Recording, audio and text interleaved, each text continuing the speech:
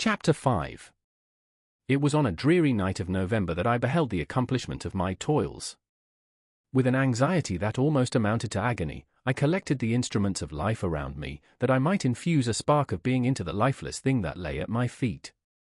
It was already 1 in the morning, the rain pattered dismally against the panes, and my candle was nearly burnt out, when, by the glimmer of the half-extinguished light, I saw the dull yellow eye of the creature open. It breathed hard, and a convulsive motion agitated its limbs. How can I describe my emotions at this catastrophe, or how delineate the wretch whom with such infinite pains and care I had endeavored to form? His limbs were in proportion, and I had selected his features as beautiful. Beautiful! Great God! His yellow skin scarcely covered the work of muscles and arteries beneath, his hair was of a lustrous black, and flowing, his teeth of a pearly whiteness, but these luxuriances only formed a more horrid contrast with his watery eyes, that seemed almost of the same colour as the dun-white sockets in which they were set, his shriveled complexion and straight black lips. The different accidents of life are not so changeable as the feelings of human nature. I had worked hard for nearly 2 years, for the sole purpose of infusing life into an inanimate body. For this I had deprived myself of rest and health. I had desired it with an ardour that far exceeded moderation, but now that I had finished, the beauty of the dream vanished, and breathless horror and disgust filled my heart.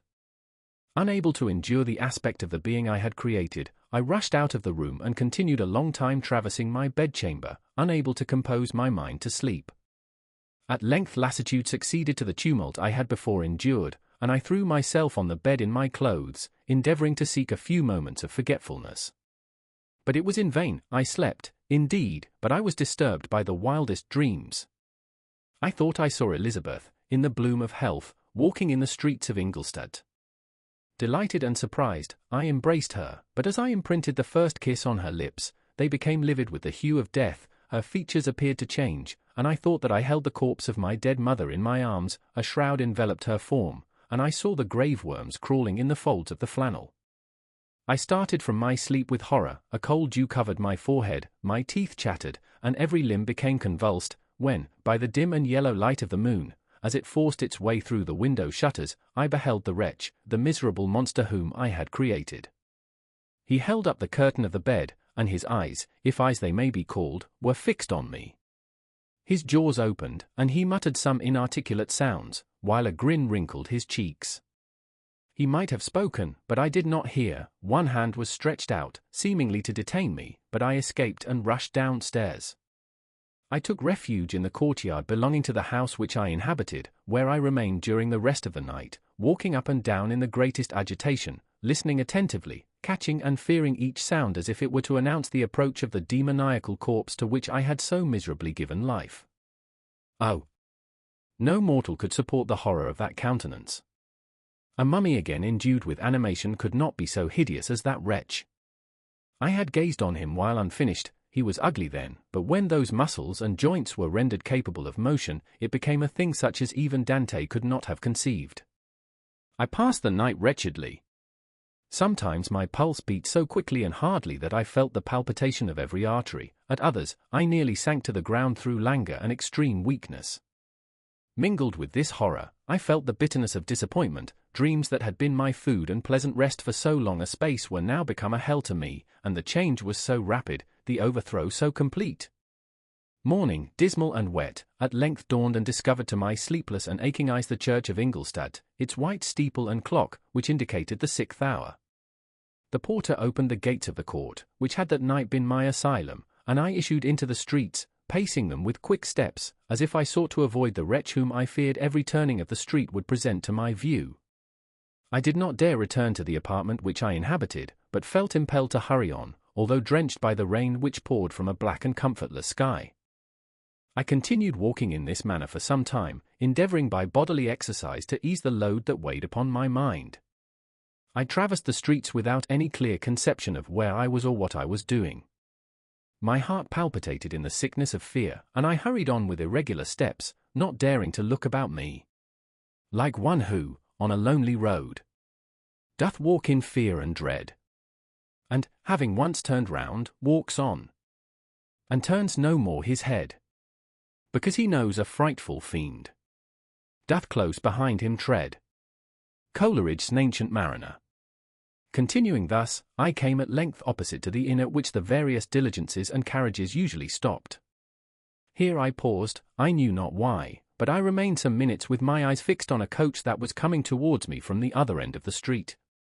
As it drew nearer I observed that it was the Swiss diligence. It stopped just where I was standing, and on the door being opened, I perceived Henry Clerval, who, on seeing me, instantly sprung out.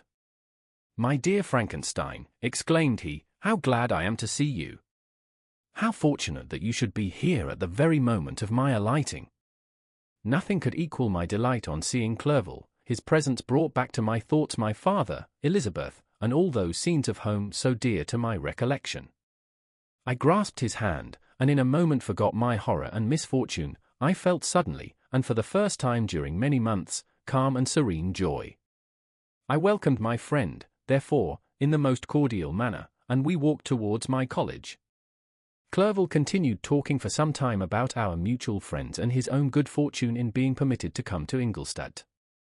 "You may easily believe," said he, "how great was the difficulty to persuade my father that all necessary knowledge was not comprised in the noble art of bookkeeping, and, indeed, I believe I left him incredulous to the last, for his constant answer to my unwearied entreaties was the same as that of the Dutch schoolmaster in the Vicar of Wakefield: 'I have 10,000 florins a year without Greek, I eat heartily without Greek.'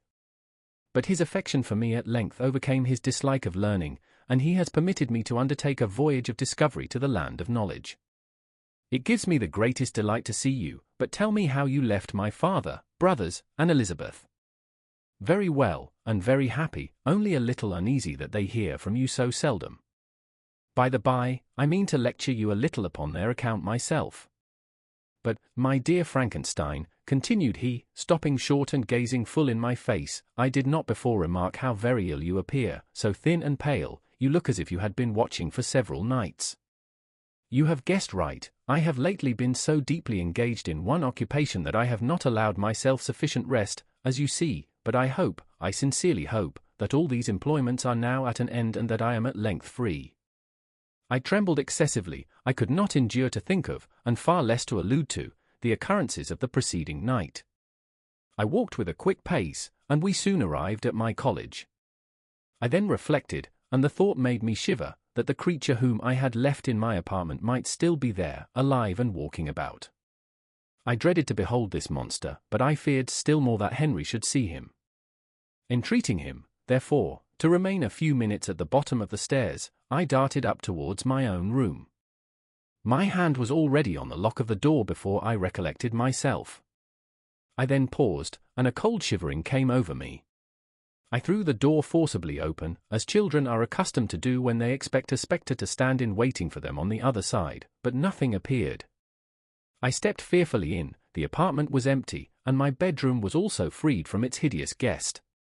I could hardly believe that so great a good fortune could have befallen me, but when I became assured that my enemy had indeed fled, I clapped my hands for joy and ran down to Clerval.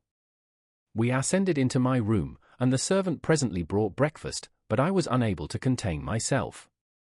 It was not joy only that possessed me. I felt my flesh tingle with excessive sensitivity, and my pulse beat rapidly.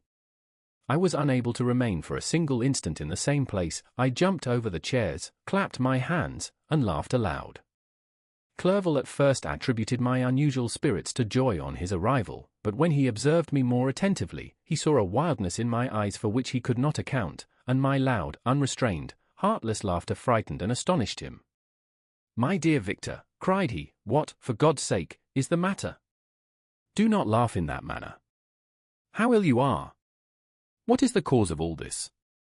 "Do not ask me," cried I, putting my hands before my eyes, for I thought I saw the dreaded spectre glide into the room. "He can tell." "Oh, save me! Save me!" I imagined that the monster seized me. I struggled furiously and fell down in a fit. Poor Clerval! What must have been his feelings?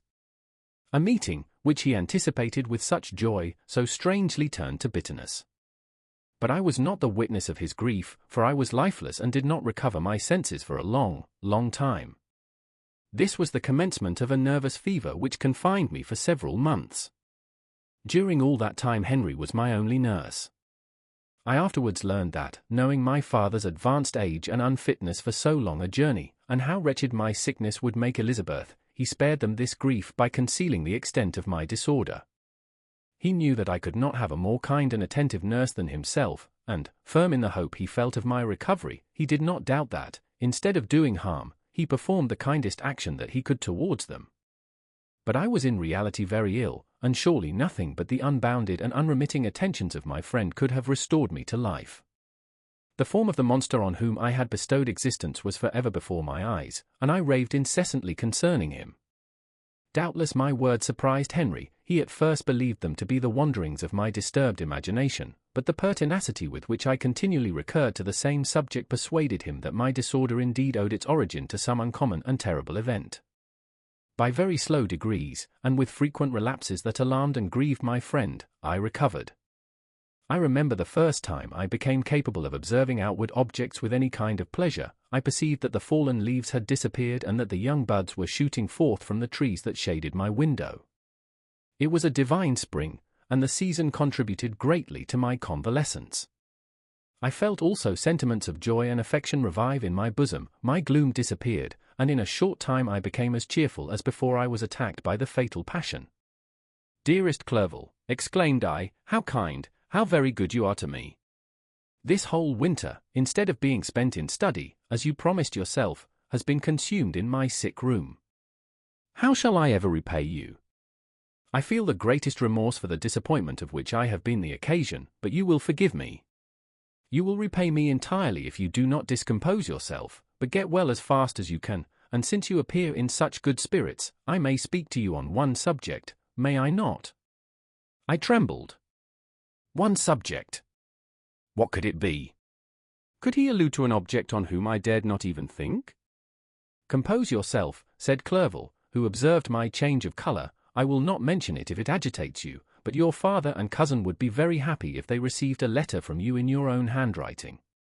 They hardly know how ill you have been and are uneasy at your long silence." "Is that all, my dear Henry? How could you suppose that my first thought would not fly towards those dear, dear friends whom I love and who are so deserving of my love? If this is your present temper, my friend, you will perhaps be glad to see a letter that has been lying here some days for you. It is from your cousin, I believe.